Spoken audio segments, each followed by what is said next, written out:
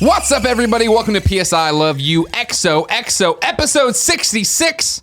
I'm one of your hosts, Greg Miller, alongside the Long Island Rattlesnake, Colin Moriarty. We don't have rattlesnakes on Long Island. You never know when you're going to strike, though. You lull us We have into a lot of false gardener sense. snakes. Gardener snakes? Yeah. They're not scary, though. They're just snakes. They're just there. They're just little pieces of shit, really. Yeah. Well, are there a lot of them? Yeah. I feel like, a lot snakes, of poison ivy, a lot of gardener snakes. I didn't see a lot of snakes in the burbs of Chicago. You know what I mean? And like out in the forest preserves. I'm sure they were there. I just didn't see them. Like, I'd see them every a lot of so often. toads.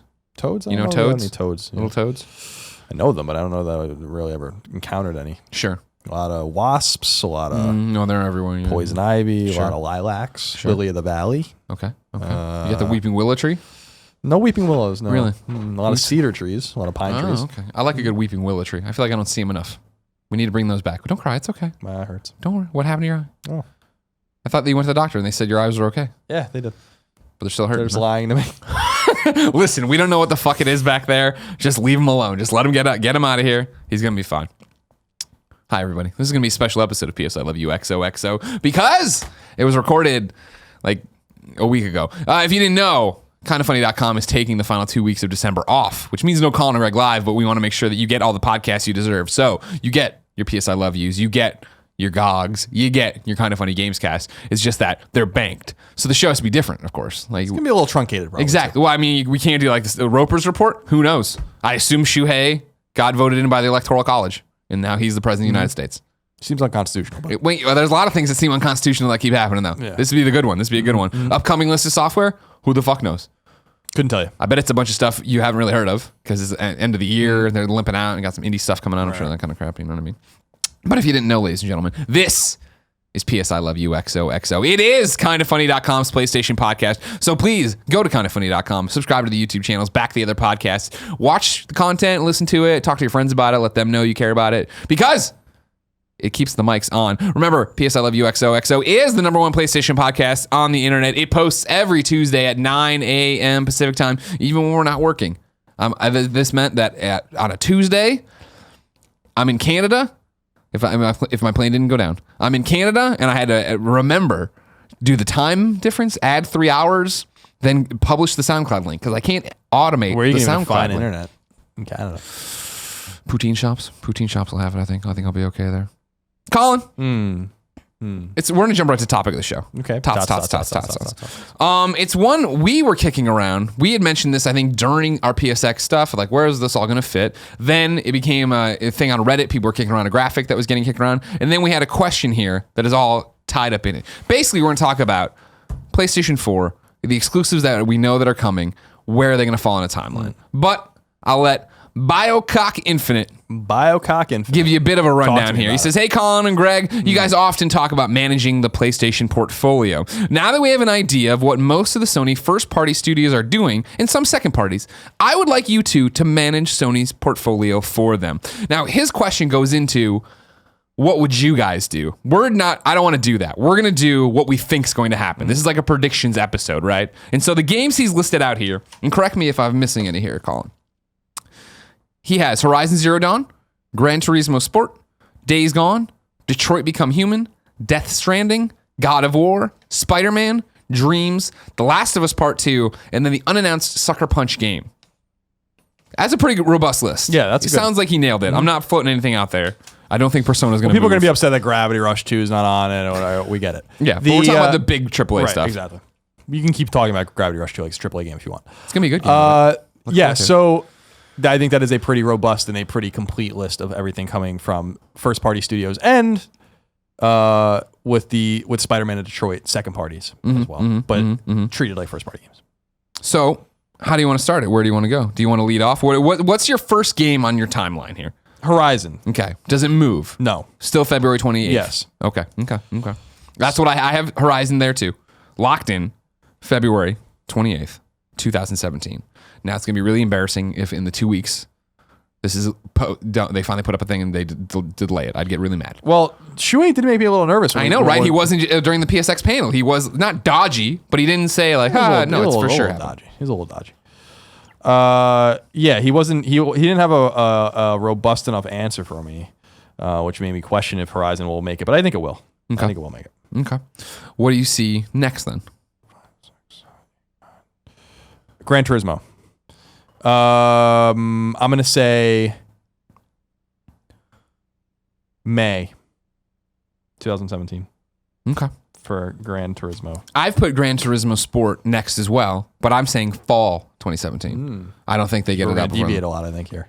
Well, that's going to be exciting and interesting, and I want to hear the backups. I mean, for me with GT, right, it was the fact that the beta was supposed to be out this year, and they didn't even do that. Now, they said they didn't do the beta and canceled the beta, right, to give themselves more time to get the game done, not have to worry about making a beta. I get that, but then it's also just like, okay, we've missed this window. And I was looking back, right, you figure GTA 5, 6, and then even the prologue one, right, were all fall releases, November or December. Like they still treat Gran Turismo like it is this end-all be-all AAA exclusive, which I think you'd want at the holidays.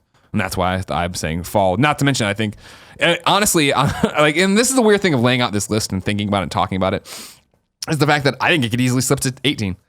Gran Turismo, don't get me wrong, I know they're great games for racing fans and stuff like that, but being at IGN, watching Chris Roper get his heart broken over and over and over again, at no point do I ever believe in a Gran Turismo release date.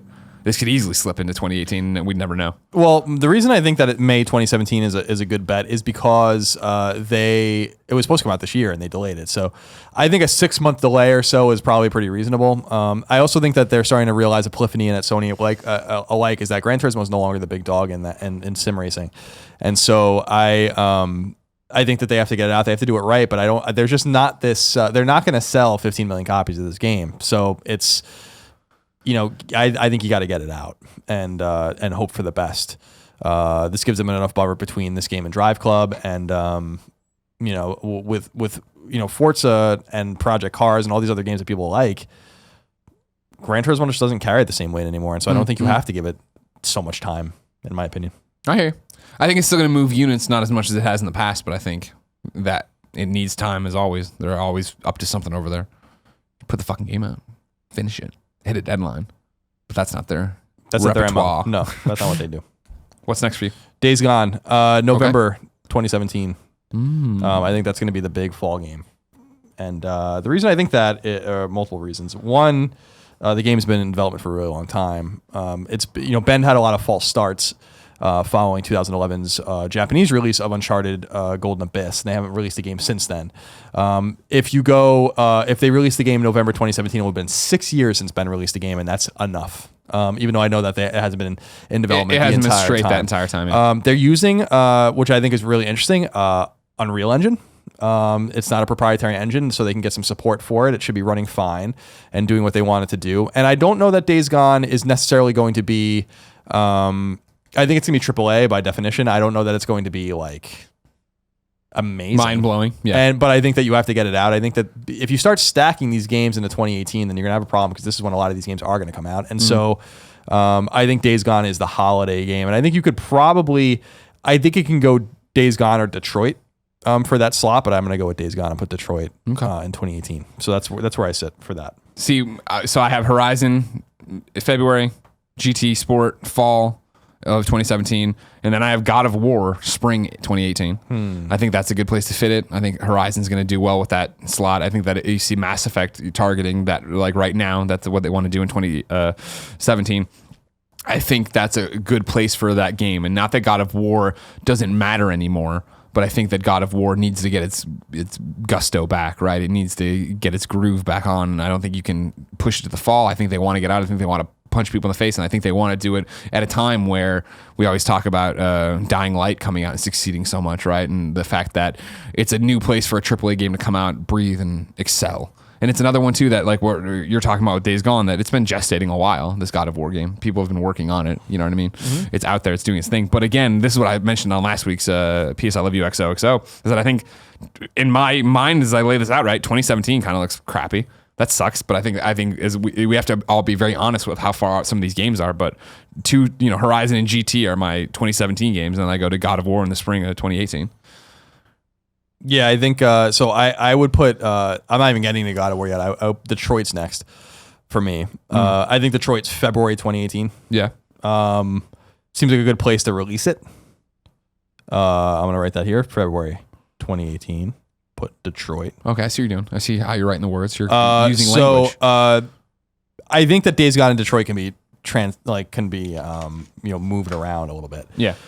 But that's my theory, is that Detroit would be next. Okay. Beyond Two Souls, October 2013. So this would have given them 4+ years to make this game, and I think that that's plenty of time again, especially because it comes from something that was already gestating before Beyond even came out. So, which was the Kara demo. Yeah. So I think that they're ready to go. The game was who knows what the state of the game as a whole is in, but they really seem to be very far along, actually, when we saw it. And they're moving quick, I think. So I think that, giving them another year and change to release the game, I think is plenty of time. I don't agree, and I'll get to it here in a second. What I have, so spring 2018 God of War, summer 2018, I put Days Gone there. I think it's... I think out of all the games we have on this lineup, that's the one that I worry the most about Sony just crapping out.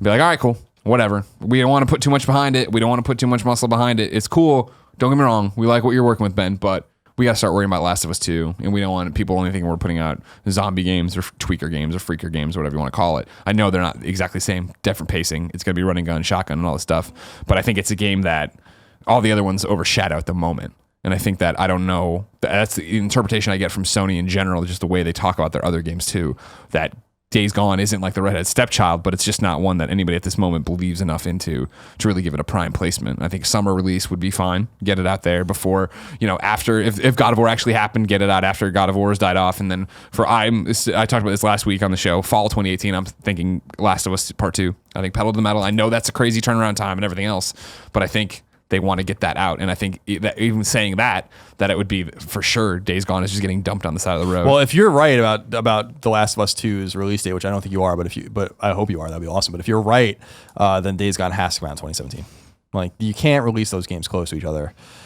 See, I think I'm with you. Like, don't get me wrong. Logically, you can't, but I think Sony's just going to want to pull the trigger and get that out. And I think the vibe I get from it is just the fact that I don't know what they're expecting about it, right? Like, they're not stupid either. They've stepped back and all of the E3 coverage on all of these games, right?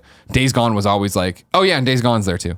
It wasn't talking about God of War and talking about this and talking about Spider-Man and there's so many big ticket items that I think that Days Gone is going to become collateral damage, where it's something they just want to get out and get done with. But that could be a reflection on the feedback they're getting about it, not so much the state of the game, Oh, no. Again, I believe in Ben. I think this is a game that speaks to me that I'm super, super excited for. First off, Sam Witwer, of course. Love him. But on top of that, I love Ben games. I love zombies. I love open worlds. Like, this is not me saying Days Gone is going to be a piece of shit game. No, I'm super excited terrible. for it. You hate it. I think it's going to be like a Watch Dogs thing.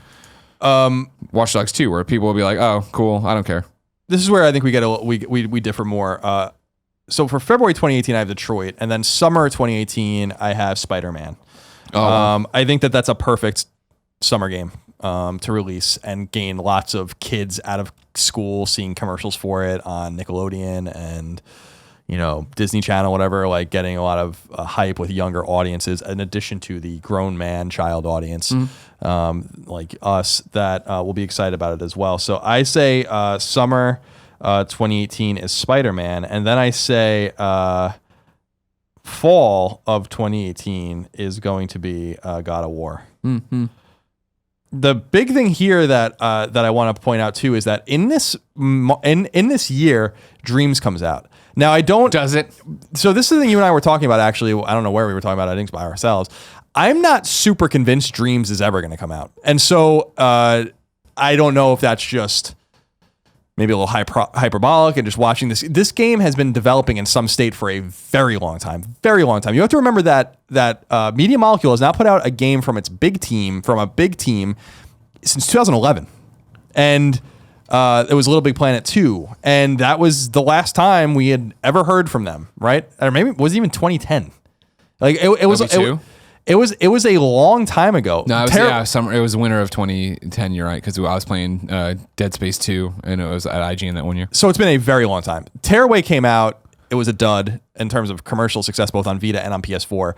And that was done by a small team led by Rex Crowley and a few other guys. So that's not what everyone there has been working on. They've been working on this. And if you remember correctly from PlayStation 4's reveal in February 2013, they showed it. It was one of the games that was shown off. This game is dancing and the mold exactly. and- Like, I think this game's in significant trouble, and I think that that's obvious. I think that they're having a hard time making a game. And so I think that if Dreams is going to come out, it will come out in 2018. And what I'm wondering is if A, it's going to just be free, if B, it's just going to be creation tools, and if C, it just doesn't come out. The silence on it is weird. The silence is deafening. The way that they talked about it when we had them on the GDC stream almost a year ago from Patreon's office, they showed us the game. They talked about how the tools are done. Now they're ramping up and making the game, but they've been silent. As you bring up before, there was supposed to be an alpha this year. There's been no word, no talk, nothing. So I just think that this particular game is just in some state of trouble. And if it comes out, I just think it's going to be a fucking massive dud. I really do. Like, I think it's just going to bomb. Jumping around with you, I have it as summer 2019. And it's that far. It's this 8 years, 9 years. I mean, don't act like that's impossible. You know what I mean? Like, let's not. We're in the world of Last Guardian and fucking Final Fantasy right now. I think that, and this is if it comes out, but I think it's another one they're gonna dump in the summer. That here we go. This doesn't fit in anywhere. It's not gonna sell much or do what we need it to do. So let's just see. It's gonna bomb. Yeah. I hate that. I love those guys. I think that this was. I think that this is so clearly is so obtuse. That especially with like when you compare it to the rest, just all the other games in the catalog, it's certainly different, but it's not recognizable as a game like Little Big Planet was. Right. Little Big Planet was a game first. They're so obsessed with creation tools. Like I just don't get what they're doing. I don't understand what they're doing, and I think it's clear that they don't get what they're doing either. Or we would have heard more about it at this point. I think they're in, but this flies in the face of the fact that I think that they opened a new Media Molecule office. So like a second one. Yeah. So maybe they're just moving on to another game. Maybe they're going to silently cancel this game. Maybe they're going to integrate it into another project, or maybe they're just going to get it out. That's my thing, and that's what I'm saying with the summer 2019. It strikes me as a Tomorrow Children situation, where it's just we're going to keep talking about this game for years, and then just one day it's just going to be dumped there. Here's where it is. No fanfare, nothing. It's going to show up on a few more E3 show floors with no more presentations anywhere. No more PSX brouhaha. Just here, you play it there like, oh, fuck, there's one demo station running Dreams, and it's new content, but we don't know what it is. And like, okay, and then it just is going to be out one day. And some people play it and be like, oh, okay, but it's not going to have anything behind it, it doesn't feel like. So to catch up, I'm saying February 2017 Horizon, fall 2017 GT Sport, spring 2018 God of War, summer 2018 Days Gone, fall 2018 Last of Us Part 2. I think I think that's Sony's going to want that one as fast as possible. I think they're going to want it to do it right, obviously.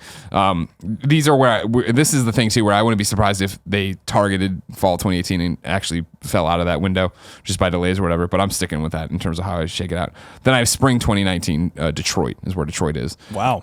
And it's the same thing though. Quantic just not fast. Quantic, we covered a lot of Heavy Rain, getting ready for Heavy Rain, it felt like, and going into all these different things. Heavy Rain was 2009. Yes. And then Beyond was 2013. Wait, 2000? You were on the guides team, yeah. We were in the old office when it came out. I think I think it's 2009, and then I think 4 years to Beyond, and then 4 years from there brings you to next year. Yeah. But I think the fact of the matter is that I bet for Quantic and David Cage in particular, like the reception of Beyond hurt, and I think they want to return to form, and so they're not going to settle for anything less than perfection here in what they see. And so I think that's the fact of we've seen these two characters now. We've seen really one giant gameplay slice of it. There's so much more going on, and you figure to get it up to E3 to have that vertical slice polished, they were going to want to hit that for every one of the encounters, and I think that's just going to keep going. And I think it's going to be a long gestating period to get you to where that game actually comes out. And I don't think it's one, sadly, that I think, if they ran Beyond Two Souls as a fall release, as a big AAA release, and I think part of that was Ellen Page being attached to the project. Part of it was the fact that, okay, cool, it is Quantic Dream, it is David Cage, and I think since they've lost something there, they've lost a bit of a step, there was a stumble, they have to reassess that situation. I think it's another one where spring makes sense for that kind of game. It's this game that's not, it's where Heavy Rain was too, where I remember skipping the Super Bowl to play Heavy Rain that year. Like, we're to that point where, all right, cool, here's this heady, interesting game that's going to do really well at the PlayStation audience, but not necessarily everyone in the mainstream. One of the great games on PS3 for sure. So 2019, the way I see it stacking, we don't know anything about Sucker Punch's game. What we do know about it is that at E3 in 2015, Shuhei told us that he had played it. He had played something that they were doing. So I think 2019 early Sucker Punches game, I would put, again, not knowing the nature of it, not knowing how long it's been in development, when they settled on something after Infamous, because you have to remember that Infamous was out in 2014, early 2014, then the DLC. So you have to assume by fall 2014, they probably entered production on whatever they're working on now. So that would give it 5 years, and I think that that's probably generous. I wouldn't be, this is one of them where I wouldn't be super surprised if this even came out next year. I don't know. But I'm going to say 2019, early 2019 is Sucker Punch. Okay. And then I'm going to say summer of 2019 is The Last of Us. Similar placement to the original when they released The Last of Us in 2013. And then fall 2019 is going to be Death Stranding. Now, here's where things get interesting. I think it's possible that Death Stranding is a PS5 game ultimately, and that it takes so long to develop that it just comes out on the next console. You don't think they'd God of War 2 it and let it be like the final? It's possible. I don't know that that's really smart, considering they might need it. You know, they didn't really need. Well, they needed God of War 2, but they didn't know that they would need it by the time they needed it. If that makes any sense. Death Stranding, I think 2020 is even possible for Death Stranding. That's what I have it as. So I think that if it's 2020, it's not coming out on PS4. And if it's 2019, it probably won't come out on PS4 either. So, or it'll be like some sort of, which they don't do. They're not like Nintendo, but some sort of cross generation kind of thing. I think this game is going to take so fucking long that you're not talking about PS4 after a while anymore, and that the game will eventually migrate. So, I mean, that's kind of where I sit with this particular schedule, and I think it's a strong schedule. You know, yeah. And this doesn't include, by the way, things we don't know about from studios we don't know. Like, what if Sony London makes The Getaway? What if some, like, all the PSVR games that are percolating, Gorilla Cambridge, Killzone coming back out. I wouldn't be super shocked if we got Horizon again in 2019. I wouldn't be surprised if we got Killzone again. So there's other things. Like, I wouldn't be super shocked if Gorilla Cambridge was working on Killzone. And Horizon 2 is maybe already entering pre-production. Because I really do think it's going to be their next big thing. So 2.5 years or whatever. If you release it February 2017, they hit that date, and then fall 2019 for the sequel, I think is totally reasonable. So then for me, fall 2018, Last of Us Part 2, spring 19, Detroit, summer, again, just to put it out to die, Dreams. And then I'm saying fall 2019 is Spider-Man. Why so long? I think that's how far out there. I don't think that they're really super far into that game. I think that what we saw at E3 was a great trailer, a great tease. It doesn't have a name, which is super weird, which shows me that where are you exactly with this project? The little bit we got was mostly cinematic and maybe some gameplay of swinging through that thing, which again, I think is them saying, hey, look at what we tested. All right, cool. This is what the combat is going to be like. This is what web swinging is going to be like in here. I think out of, we talk about how games and where they are and where Death Stranding actually is. I think Spider-Man's definitely further along than Death Stranding, but I don't think it's a full-fledged, here we go, we got a game really close to shipping.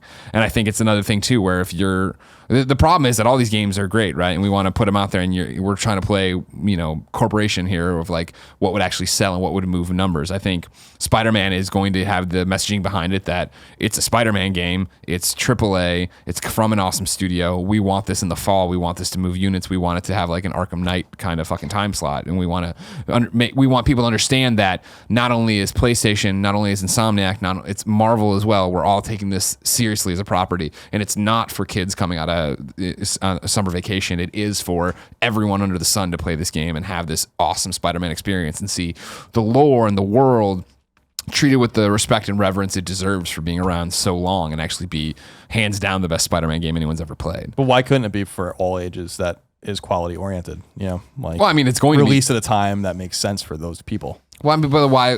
Because why does all the games that come out in the fall, the AAA stuff that is coming out for Christmas, that's aimed for all ages as well? I've been playing games in that as I go back to school or as I come back off Christmas break forever too. I just don't think it matters as much. Summer isn't, with the rare exception, I feel, doesn't see the big releases, right? It doesn't see games necessarily that you believe in. Last of Us, of course, got pushed into that time period. Batman has been pushed in that period. Wait, was that? Arkham Knight was in that period. It came out right as E3 was happening or whatever. Yeah, it was June, I think. But then you figure like usually there's that dead gap in June and July, and then It wasn't supposed to August where it starts coming up. Yeah, exactly. And you see like, September is when Metal Gear drops, and there's all these different things, Fallout, and you start getting back on that rhyme. And I think that's why I'm saying like the games that I'm saying that are being sent out to die are summer releases, because I think that's the thing of just like, give them something to play. There'll be something to play. Someone will play Days Gone there. Someone will fuck around with Dreams there. We'll make some money off of it, not return the investment probably, but we'll see what happens.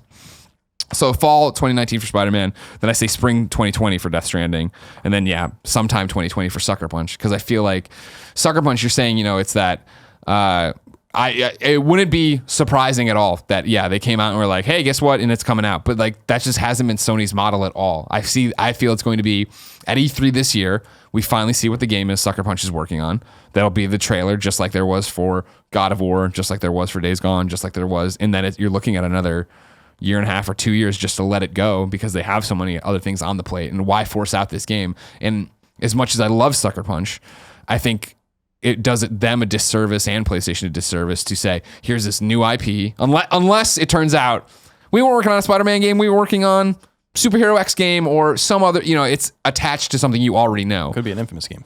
Sure. But I don't think it is. You and I don't feel that. No, I don't think so. What I mean? And that's the thing is, if you're launching a new IP, I don't think you can let it come out and get congested with these things, because at this point, so many of them, the ones they believe in, are going to have legs and be going. And like you're saying, you were already thinking about the next horizon. Yeah, the one thing that I think there's an outside chance it is Infamous, just in the sense that they did create this new lore and worked on this new engine and got the game running at a really pretty great way. That the gameplay was not the problem. With Second Son. It would be a shame to throw that all away. But what I anticipate something radically different for Sucker Punch. I don't know. I just feel it. Like I just feel like they're not going to make an open world game, and they're just going to make something else. And it's not really in their DNA between Sly and then Infamous. But I think that it's possible, and I think Sony might be smart enough to want to experiment with the way that they're releasing games and with the way they're revealing games. And so I wouldn't be super shocked. And that's what I was saying. Like, I have Sucker Punch here written down in early 2019, but I really wouldn't be surprised if like the game's out in a year or 2 years or a year and a half. Like they've just been working on it for a while. Like I agree, but I mean, just think about how long we've been talking about Horizon. I feel, you know what I mean? Like for everything PlayStation's done right with PS4, we talk about all the time, is there's times lately where it feels like they might be pulling back to what old PlayStation was. And old PlayStation is, let's get the game out in front of you a few times over an entire year, if not more. And then what we've seen so far with these other things is they have so many in the portfolio now that they show it and then they go quiet for 6-7 months, and then they'll put something else out and then go away. Or, we're skipping things, or PSX this year doesn't have the stuff you saw at E3 in it for the most part, right? Where is God of War? Where is Detroit? Well, they're not going to be ready, so we're not going to burn you out and show you that now. And I think that's what you're going to see with Sucker Punch is E3 this year. Hey, everybody, I'm Nate Fox. Here's the new game. Awesome. Quiet. They're not at PSX, and then the next year we see ramping up to something. So go over your list again for the list. So I have February 2017 Horizon, fall 2017 GT, spring 18 God of War, summer 18 Days Gone, fall 2018 The Last of Us Part 2, spring 2019 Detroit, summer 2019 Dreams, fall 2019 Spidey, spring 2020 Death Stranding, sometime 2020. I have it as a summer, but I think it'd be closer to fall for Sucker Punch, but I don't know. Okay. And I have February 2017 for Horizon Zero Dawn, May 2017 for Gran Turismo Sport, November 2017 for Days Gone, February 2018 for Detroit, summer 2018 for Spider-Man, fall 2018 for God of War, sometime in 2018 Dreams. In some respect, I still am not convinced it's even going to come out. Early 2019 Sucker Punch, summer 2019 The Last of Us Part 2, fall 2019 Death Stranding. Again, I think fall 2019 is when the new console will come out, and I don't know that it's going to be running on PS4. So that's where I settle in, and I wouldn't be surprised if both Sucker Punch or Death Stranding I wouldn't be surprised if Sucker Punch lands anywhere from next fall to 2020. Just not knowing anything about it. And I wouldn't be surprised if Death Stranding doesn't meet 2019. I'd be shocked if The Last of Us 2 was pushed past summer 2019. And I think it would be a good time to... The Last of Us was a last hurrah for PS3, and I think that this will be the last hurrah for PS4. Interesting. Yeah. So that is... those are the lists. Yeah. We'll check back. They're both tantalizing, I'll tell you. We'll check back in 3 years, see how we did. Someone remind us. I assume it'll be you, MDog 2020. So yeah, let's do some reader mail for a while. What do you say, Cole? Sure. Special thanks as always to Jericho for assembling these over on kindafunny.com/PSQ, where you can go and get your question read. Let's start with unknown source V1. Colin and Greg, thank you for your content. Kinda Funny as a whole really feels like it's hit its stride recently, and you have found a great balance of content and variety. The business is very inspirational. My question is this: why do Japanese games seem to struggle with creating believable character dialogue? I'm playing through Final Fantasy 15, which I'm enjoying, but can't get over how many things characters say that constantly take me out of their immersive world because they are so cheesy. I want to love these characters, but they keep forcing me not to. The foundation is in place for me to care about them, but the dialogue is a deal breaker for me on really loving these characters. Do you feel this is a trend in non-Western games? And do you think the odd dialogue and awkward interactions are intentional? Is it the translation process? Is it that it's for children? I'd be fascinated to hear your opinions on this topic because it is very possible I am not seeing something that is here. It's very possible I am seeing something that is not here. I've spent a great deal of time in Japan and the people are not this awkward. They're just normal people. He's right? I mean, I was going to say that. I mean, he's been to Japan like us, so I mean, no, it's I don't think that I don't think its culture is reflected in its cartoons and its anime and its games, but the game's very Japanese. To me, it's not a huge surprise. I don't mean that as a pejorative either. It's just the game is very Japanese, and along with that comes a level. And it's not that you can't find this, by the way, these features in Western games or Eastern European games, wherever that is.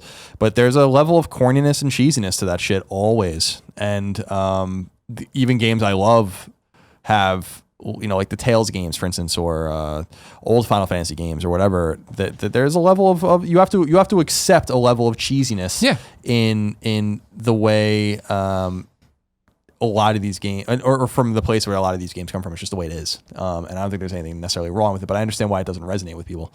I don't know if that's a very reductive answer, but having a lot of experience with Japanese games, you're going to be pretty hard pressed to find too many Japanese games that are quirky and silly like Final Fantasy games are. I'm not talking about Resident Evil. I'm not talking about Castlevania, even though that's got a level of corn to it too. But with games like this, I mean, it's not a huge surprise. It's like an anime.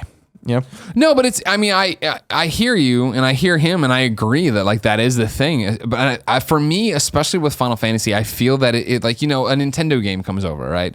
And we knew Drucker, who was over there translating it, right? And now Audrey's doing that. And all these, there's a team over there that takes the Japanese version of the game and sits there and puts in the American references and references the memes and whatever the English speaking audience wants. And I feel like with Final Fantasy, they're trying to do the one-for-one thing where it's all right, cool, we're bringing it over, we're doing the dialogue, and this is how it is. And it's the same way what you're talking about with an anime or any of these different things where we're trying to stay true to the source material and what the vision is, because Tabata-san is on it and he has a vision and this is what it's going to be. And that does get to the point of when you have these voice actors step in to do the English dialogue and you're like, this doesn't sound right at all. This doesn't sound natural because it isn't naturally how a Western audience speaks or interacts or expresses themselves.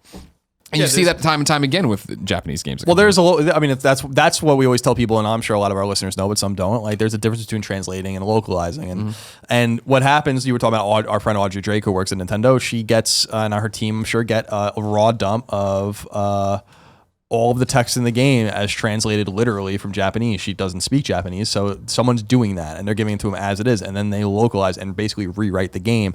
And there might be something lost in translation, quite literally there, as you were referencing. But I also think that it's part of I have a deep heritage with Japanese games. That is a part of them, and it has been for a very long time. And it reminds me of there's a corniness in everything. There's a corniness when you used to watch Saved by the Bell or something like that, a cringiness to it. And what comes to mind for some reason is Power Rangers, which I was a little too old for.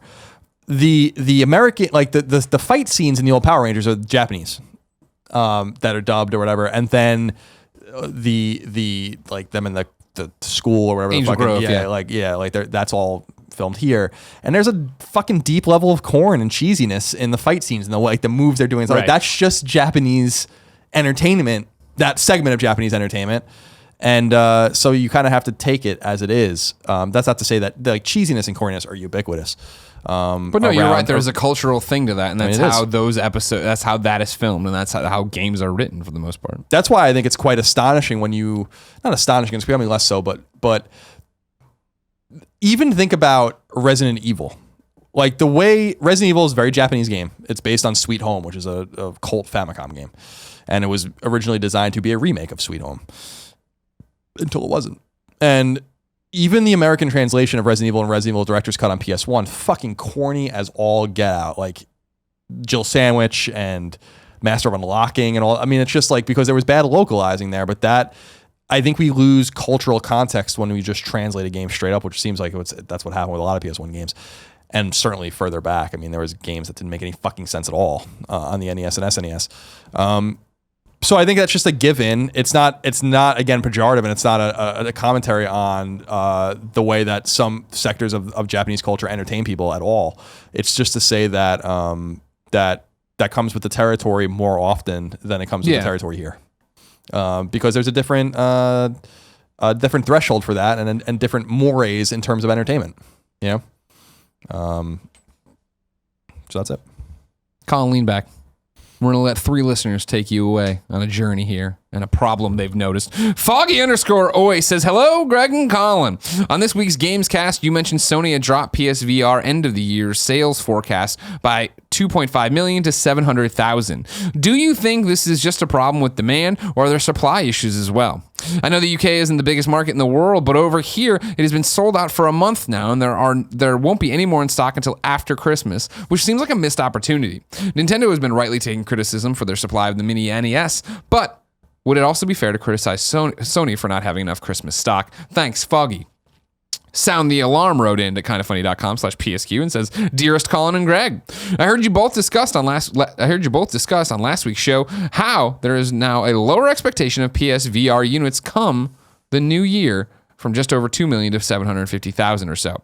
I'm a college student that was planning on picking up my PlayStation VR after I finished my fall quarter here in Southern California. But guess what? No dice. They're sold out everywhere, literally everywhere. Best Buy, Amazon, Target, GameStop, etc. Do you guys feel they are not hitting this goal because do you feel they're not hitting this goal because there's been waning interest, or do you feel they're not able to keep up and produce enough at the moment for the demand?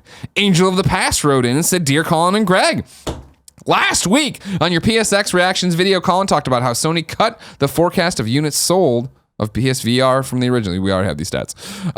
I'm here to tell you and let you know that VR is sold out everywhere, and I do mean everywhere. There is no warehouse in America where you can order a PSVR online. You can buy PSVR from a scalper, but I'd rather give my money to the PlayStation rather than some guy off the street who is just trying to make money off of me. My question is this: how can Sony possibly not meet their goal if these things are constantly sold out everywhere? Whenever I hear about new ones hitting stores, they're gone the next day. Who is responsible for Sony cutting their forecast? Is it their hardware developers? Is it the retail stores? There is obviously a great demand that has yet to be filled by this product, so I cannot understand why they would not have cut their production sales by so much. I'd love to hear your thoughts. What the fuck's going on? Well, so at least 2 of them, if not all 3 of them, mimic that Sony cut their forecast. So I either misspoke or they're misunderstanding. Sony never released a concrete forecast for PSVR. Marketing firms that make their money studying this stuff cut their forecast, and they're typically right. And they were catastrophic, like 2.5 times cuts. Now, I think it's a mixture of both. I don't know for sure. I haven't been in a store and looking for a PSVR unit. I do remember that I think Andrew House in particular, I think it was him, said before the PSVR unit came out that they were trying to ramp up production. And that these predictions from marketing firms might have been incomplete guesses based on data that wasn't there yet. In other words, there simply isn't enough stock to sell what they thought was going to sell. I don't necessarily think it's smart for Sony to saturate the market. I think you do have to create some sort of artificial demand with a new piece of hardware like that. And I don't necessarily like them doing that. We criticize Nintendo roundly for doing that. They clearly did that with Wii. They clearly are doing that with the NES, the mini NES, which is fucking absurd. I don't even know why anyone really wants it that bad. So I think there's multiple aspects to it. But if what people are saying on the ground, and even though it's anecdotal, that they simply can't find them, then that's a huge problem as well. But I still think that the 2.5 million units sold at the end of the year was very bullish anyway. And I think that Sony would be very happy. And I think they said maybe with 1 million sold by the end of the year. And it looks like they're probably going to hit that. So, but I could be wrong about that. So I think it's a mixture of all those things. I think they might have been astonished by the demand, the pre-order demand for it. And I think that pre-orders might have gobbled up all of the stock. And I don't know that they necessarily anticipated that happening. And I think it's a good problem for them. 100%. The problem is that if this is a zeitgeist in the moment kind of thing, then they need to sell these things as soon as humanly possible.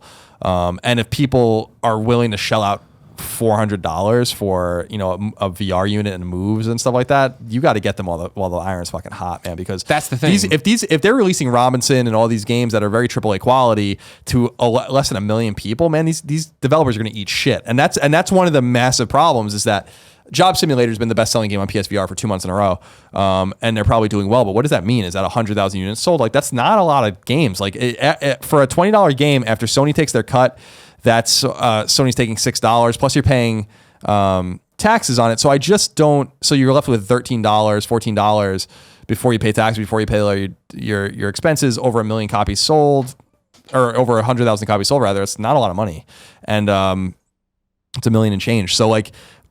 I feel like this is an issue for Sony, but not for reasons that are obvious. That they should have anticipated demand better if that's the case. And the reason that they have to anticipate demand better is because this only will survive if the developers survive that are making games for it. Sure. And this can become a very desolate wasteland very quickly if they don't figure that out soon. And I'm sure that is a massive a concern for them. I'm sure it is too, but you brought up an interesting point of like, if this was the plan all along in terms of like, let's not saturate the market. We don't want these things sitting on shelves and doing it. And it is this weird balance of, last night I showed my 2 friends from Missouri VR for the first time and they loved it. But then they're like, cool. And I walked them through how much it would cost. And they just got rid of like their N64 or whatever they had in the house, right?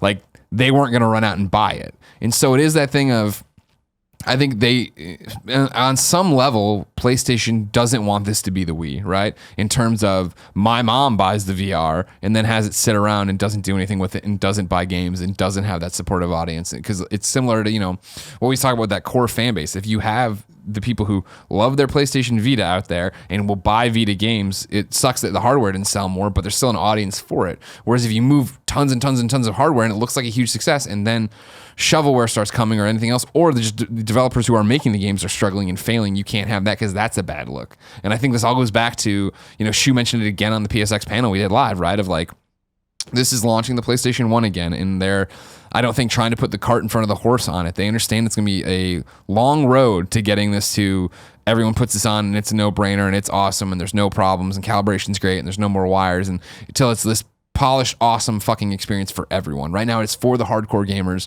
so I don't know if they have to worry that much about a casual person picking it up. It sucks for the guy in school who wanted to pick it up. It sucks for people who just needed money or wanted it for Christmas and all these different things. But they striking while the iron hot is one thing, but inundating the market with these units that people are going to get a bad taste in their mouth about or not see the games or not see the returns they need is another problem as well.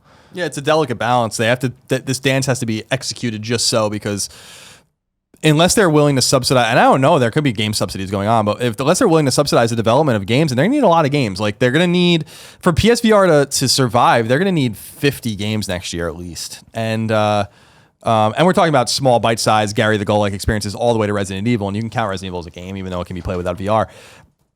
It's a delicate balance because these guys need to make money. I mean, the story came out about Crytek, which is the company's just been eating shit for years now, and which is amazing considering where they used to be 10 years ago. But they made Robinson the Journey, and the stories are coming out that they're not even paying their fucking employees, and they haven't paid them for months. Mm-hmm. And whether or not that's true or not, I mean, it's not surprising considering they fucking have done this before. They banked on a VR game. Now, if they're not a financially responsible company, clearly, but if a more financially responsible company is releasing a PSVR game of some repute and is selling 50,000 units, they're going to eat shit.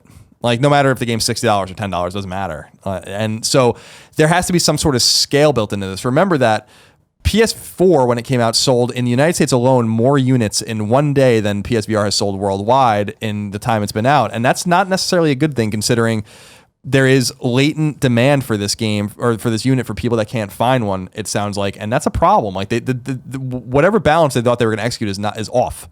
And they have to rectify it, and they have to rectify it soon. Yeah, PSVR is on like a razor's edge. It really is, because there's VR competition elsewhere, and while it might not be as cheap, it seems like it's steadying quicker, and people are having good experiences there. And I'm not saying the experience on PSVR is bad, because it's great. I love it. I'm a fucking true believer in PSVR.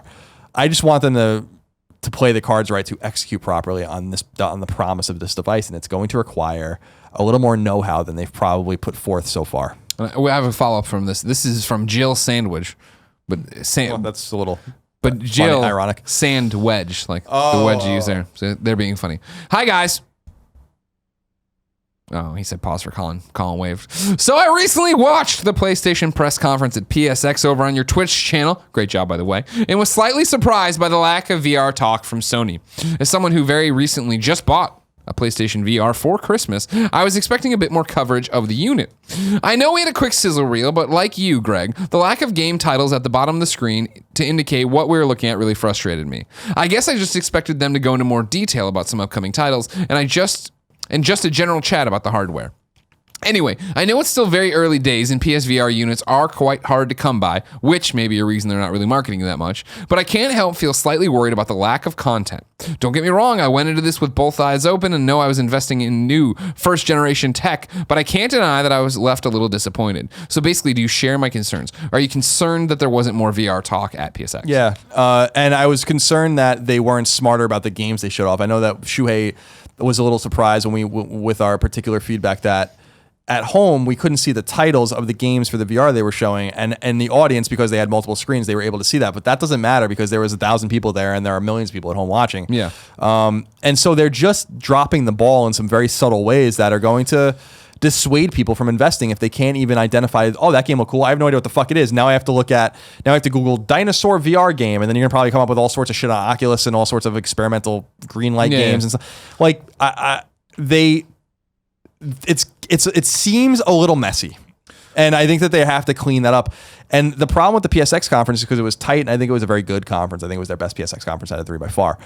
They just have too much shit to talk about now. Like the PS4, I was really glad they showed a lot of restraint with PS4 Pro, which I appreciate, mostly because I don't think it's selling extraordinarily well. I mean, I know some people are like, it's charted here on Amazon, it's hard to find here, and I'm like, guys, like, you know, they sold between PS4 Pros and now our release and now like 2.5 million PS4s, so they couldn't have sold more than 500,000 of these things, maybe. I mean, so I'm glad that they probably let that go, and then VR, they clearly let Vita go, and then so it's PS4 and PSVR, and I was a little shocked that they didn't talk more about it, and it could be because, as he said,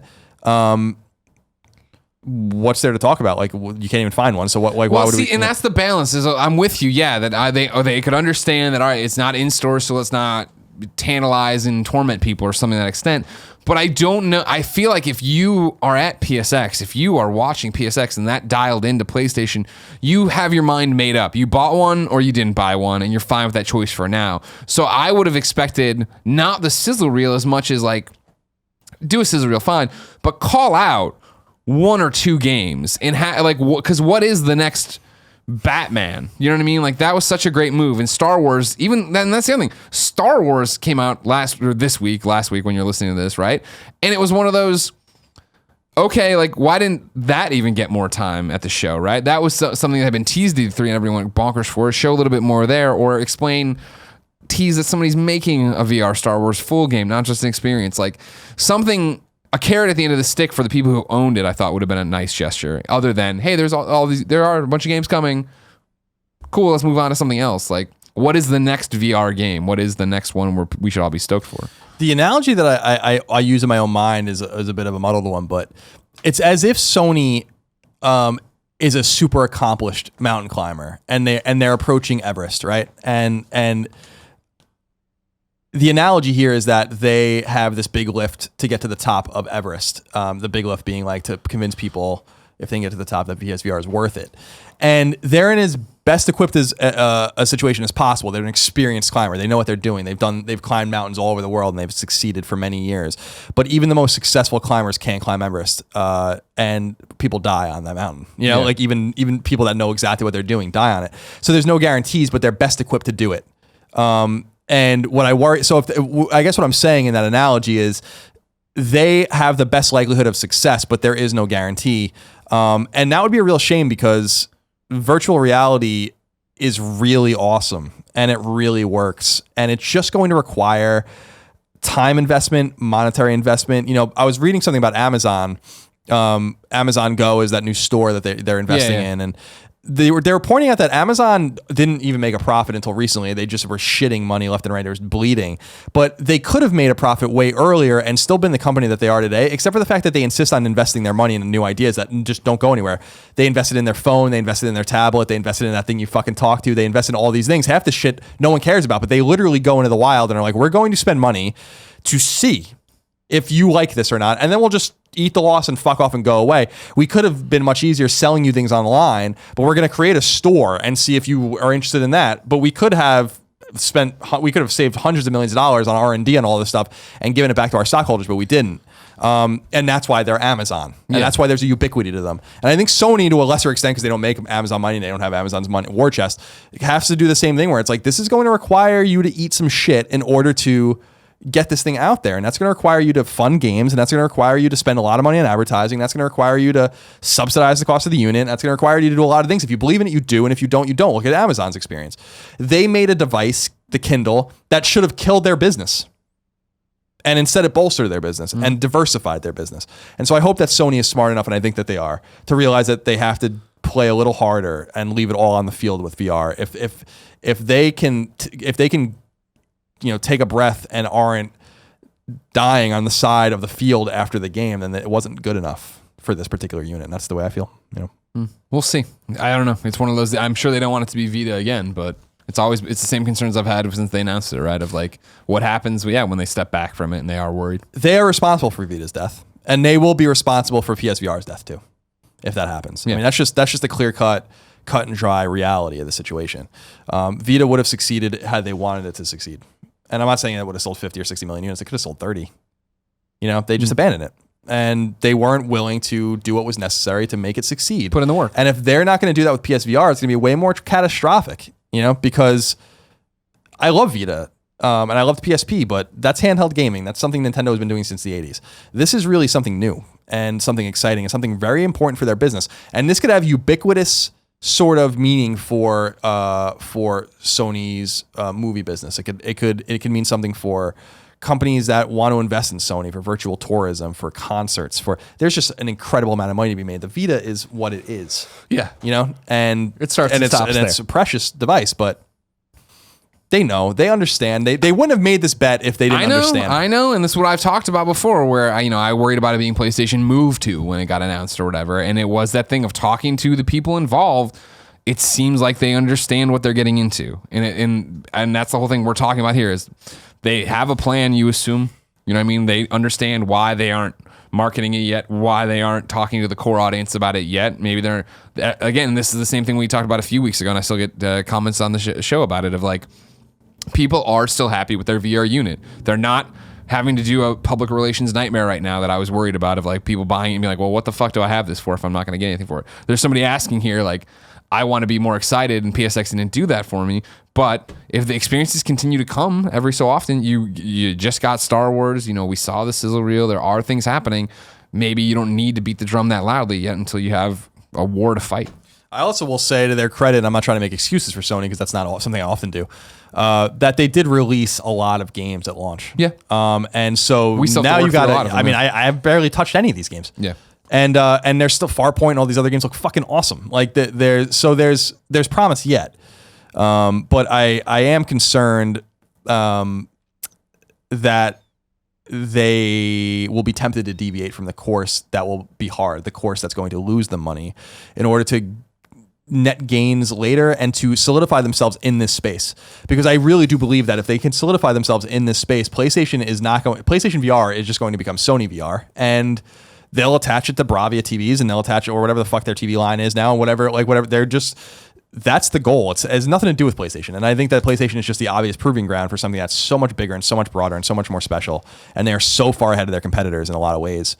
So just seize the day, even if it means using a lot of Sony's or PlayStation's net financial gains and just dumping it back in like Amazon does. Mm-hmm.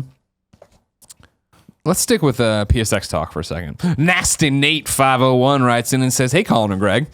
All right. Let's talk about unruly fans. After watching PlayStation Experience 2016, I have to say I'm pretty disappointed in the crowd who attended the showcase event. Oftentimes, there was screaming and yelling of things at Sean Layden while he was presenting, which I found to be pretty disrespectful. I totally understand the excitement of being at the event, but I think there's a level of respect the hosts deserve while they're on stage. I didn't hear any reaction from you guys on the stream, so I just wanted your opinions on it. Were the fans out of line, or was it all in good fun? Thanks for all you do for the show. Your fan, Nasty Nate. Seems like it was all in good fun. What happened that was so Nothing. bad? It's not.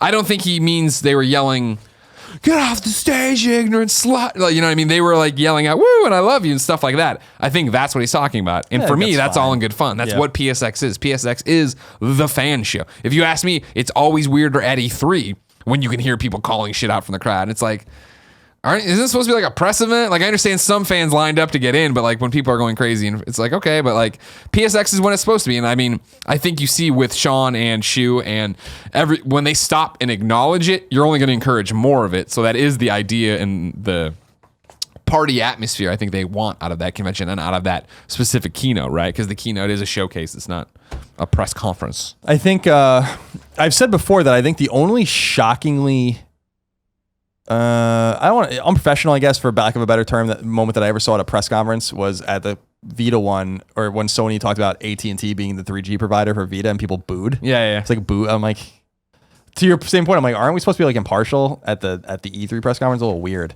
But I think I've never seen anything like super untoward at one of these things, and I don't think I didn't ever thought about PSX as being nothing but. I mean, think about the first PSX with Untold Dawn. People were literally yelling, right, left, yeah, like I mean, that seems to be the spirit of the. It's meant to energize the fan base, and it's meant to be a fucking crazy. I think it works. I agree. That's my favorite show. Gamer on the Weekends wrote in to kindafunny.com/PSQ just like you can. It says, "Hey guys, am I the only one who thinks that the Crash remastered looks like shit? Tim and pretty much everyone says it looks fantastic, but I can't help being disappointed, especially after seeing what next gen fuzzy animal can look like with Ratchet and Clank. So did Insomniac leave the bar too high, or is Activision simply not putting enough into the care of this remastered? If this wasn't Crash, would you even be remotely interested in trying this ugly game? Thanks for all the work. You guys are awesome, Pablo." I think you're insane. When they said, I mean, I was one of the fucking chorus of people that said when they said that they're building it from the ground up, I'm like, no, you're not.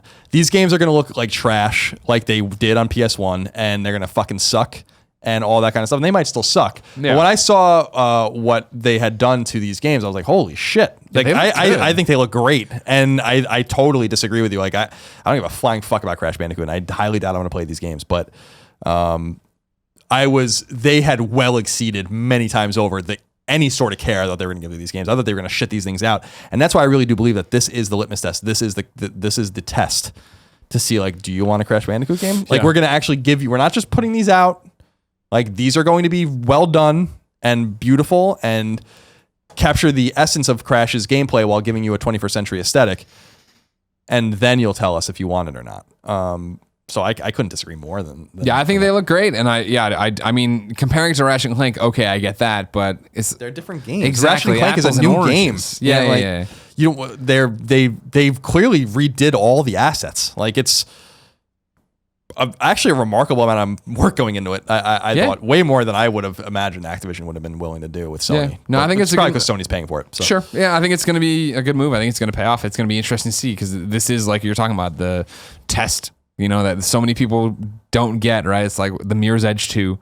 Of like, people were long enough for Mirror's Edge 2 that EA was like, all right, let's put out Mirror's Edge 2. And they put it out and like, oh man, nope, this did not. Nope. I can't imagine Mirror's Edge 2 sold more than a couple 100,000 units. Like, seriously. And so that's the thing here of like, let's go out and see how much people really want Crash. Really want it? We'll see. I think you'll get it. Final question comes from DJ Estilo G, we'll say. There we go. Hey guys. Wanted to get your opinion about something. When I was growing up, I would always hear/read things about getting paid to test video games, but now I hear/read less of this practice. Has this part of the industry been taken over by the actual people working on the games? If so, has this been the reason we've been seeing delayed and broken games? Final thought, much like your idea for a consulting firm for trophies, is there a need for such a company to QA games? As always, stay classy, Greg and Colin. They're still testers. There are companies that QA games. So it depends. The answer to your question is it depends. There's internal QA dozens deep on big games, that work on games by the time the games are in alpha, basically continuously until the game's out. Submitting bug reports in order of operations to see if things can be fixed. And I remember going to lots of games and playing with testers, but the one that sticks out to me the most is Twisted Metal, the PS3 version. Going to see Jaffe surrounded by a legion of QA people that play the game every day. So QA is still a part of the industry. What's basically, and on a AAA scale, internal, and that's basically the starting point for people that come in the studios. And depending on who you ask, it's an abusive place to be. And I'm not saying a specific company, but being a QA tester is apparently like not a good position. And people do it basically to get into production or design. And that works out. You meet a lot of people like that work their way up. But that's the point, is you're not playing games to have fun. You're not playing them to review them. You're playing them to, all right, run into this wall for fucking 30 minutes at a time and see what happens. Can you try to break it. Yeah, can you break this game? People and you hear stories about Rockstar QA people that just find all sorts of shit and they ascend. And that, you hear some stories, anecdotal as they are, about, and you can read them on Kotaku and other story. I think that's where, you see them every once in a while, where QA people are so good that they don't want to lose them to production, that they want to hold on to them. As far as I understand, smaller companies farm that stuff out to the publishers that are publishing their games, or to small firms that will QA games for you. And you often see that in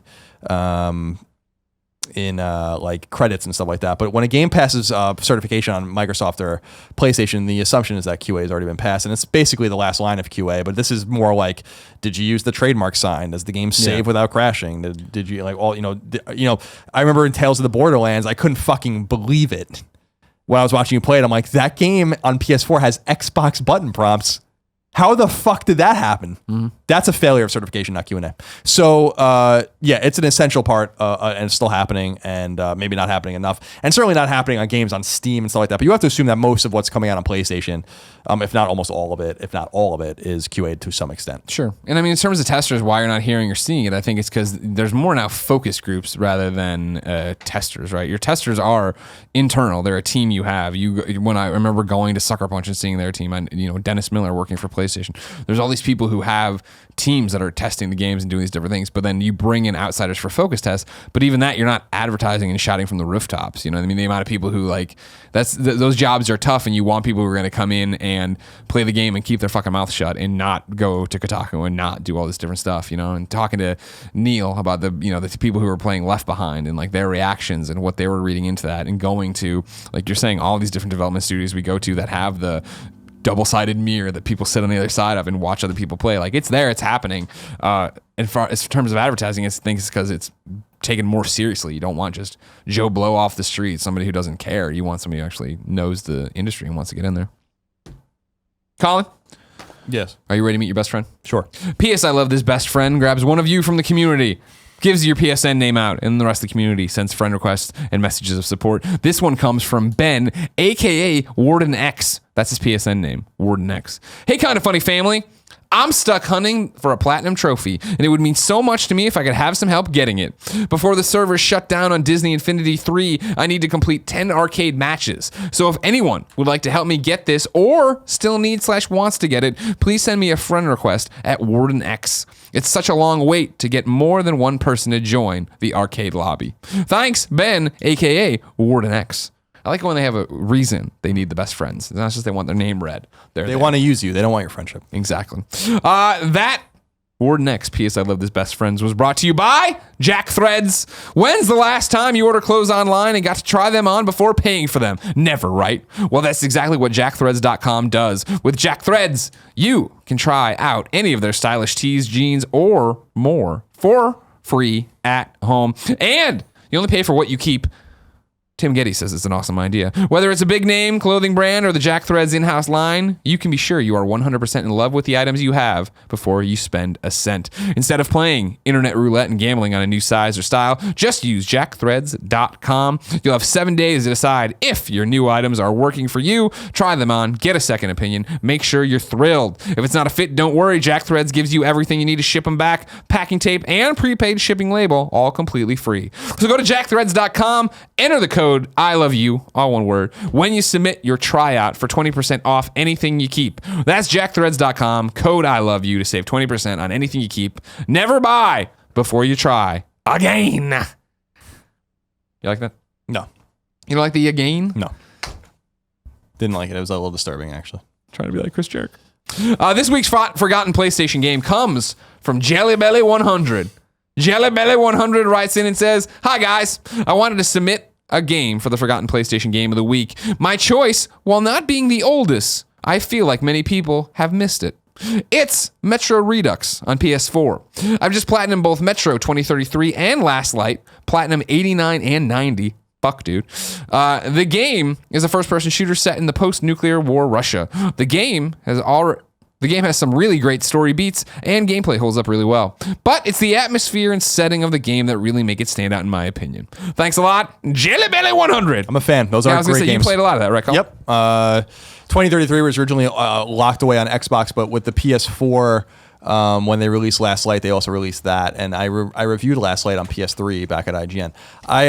If you like single player shooters in the vein of Machine Games, Wolfenstein, or id Games, Doom, just in the sense that it's all about the experience, the story, then yeah, those are very good games. And if you can get them for a good, even if you couldn't get them for a good price, if you got them for normal retail, they're kind of worth it. But if you can get them for a good price, totally worth it. Yeah, I like that pick because I remember those coming out and totally getting overshadowed. I don't think you would like them. Not for me, but I'm just saying the fact that it is a game I know you liked that came out as a PS4 compilation disc and no one really talked about it. Yeah, it was during that very early PS4 days when there was just too many collections and reduxes and whatnot with Sleeping Dogs, Tomb Raider, all these kinds of things coming out. So, and The Last of Us. So I think it just got lost in the shuffle. But they're there, marinating on the PSN, waiting for your play. If you're into single player shooters like I am, those games are, I don't want to say must plays, but maybe they are. Okay. Time for PSN's worst name of the week. Remember, you can't change your PSN name because Shuhei Yoshida hates you. So you write in, give us your name, and explain why it's bad, and then we read it for everybody. This one comes from a person. I don't want to ruin their PSN name, so I don't want to read it yet, all right? Well, actually, I guess again, it comes from Daniel Lee Wilson. Daniel Lee Wilson writes in and says, "Hey, Greg and Colin. My PSN name isn't one that anyone would normally even take a second to glance at, but to this day it haunts me. Back when I first got my PSP to get me through another wet British summer, my 16-year-old self was too busy imagining all the fun I was going to have playing on my new machine to waste any thought space thinking of a name for my PSN account. So I did the obvious and literally used my own name. Quote, there's no way your name is embarrassing enough that you would need to change it on your PSN ID, I hear you cry. And normally, you would be right, Greg and Colin. Daniel Lee Wilson. You can't make anything crude or funny out of it until you put all the words together. And Daniel Lee Wilson shoved together looks an awful lot like Danielle. Now, I generally have very little interest in what gender people are on the other side of the world, what gender people on the other side of the world think I am, but there's a select group of thirsty teenage boys out there who strive to get their very own gamer girl. So as soon as they see the name Danielle, they jump into the messenger and try their luck. Here's a screenshot of one such conversation. Oh, man. Hey, who is this? Lee, you okay? Not bad yourself. Do I know you? No, random ad. That okay? Where you from? Just to clarify, you know I'm a guy, right? Why you named Danielle? Daniel Lee. I guess that's what you're after. I guess you don't want to be my friend anymore. There's the timestamps of the conversation going from second to second to just dead silence. While all the attention does give me a warm, fuzzy feeling inside, I think it's about time I stop catfishing the population of the PSN. So Shuhei, please let us change our names. Enough, Shuhei. Enough already. It's time, Shu. Let them go. We're getting tired of it now. Let Daniel Lee Wilson become... Fix the problem. Daniel Wilson. It is an embarrassing problem, and it needs to be fixed. 10 years later. Fix the problem. I think next PSX is the one they're going to announce it. Yeah, right. Be all set. It'll be done. It'll be all set. The people that kept saying it's going to happen, I'm like, yeah, right. What are you, fucking crazy? Have you not been here before? How do you keep falling for the same trick every time? It's ridiculous. I think it's gonna happen soon, but but it's gonna be a blog post. Yeah, apparently. Ladies and gentlemen, this has been PS I Love You XOXO. Thank you for joining us. Remember, PS I Love You XOXO is KindaFunny.com's PlayStation podcast. So go to KindaFunny.com, support the other podcasts, subscribe to the YouTube channels, rate us all over the fucking internet. Just go to Yelp, your favorite restaurant, and just put up a review of us on that. They love it when you do that. Remember, PS I Love You XOXO is the #1 PlayStation podcast on the internet, all because of your amazing support. We thank you and love you for that. We hope you have a great holiday season. Remember that it posts every Tuesday, 9 a.m. Pacific time, rain or shine, holiday or no holiday. We love you very much. Every episode of PS I Love You XOXO ends in a song and a segment we call Singing a Shuhei. This is where one of you talented motherfuckers goes to kindafunny.com/PSM. You give me a song you made. I need the MP3 to put at the end of our MP3 and a YouTube video to annotate at the end of our YouTube video. This one comes from Tucker. Hey lads, my name is Tucker, and I am the drummer of the Australian hard rock band Survive the Furnace. We just released a short album which is free to anyone who wants to download it called The Furnace EP. The songs are a mixture of hard rock and metal music styles under the melody of a clean vocalist. We are all gamers at heart, and it would be great to hear our song on your podcast. Hopefully, you both, probably more Colin, will like it. Much love, Tucker. Tucker, I did listen to it. I did like it. So ladies and gentlemen, here you go. Survive the Furnace. Until next time, it's been our pleasure to serve you. Merry Christmas.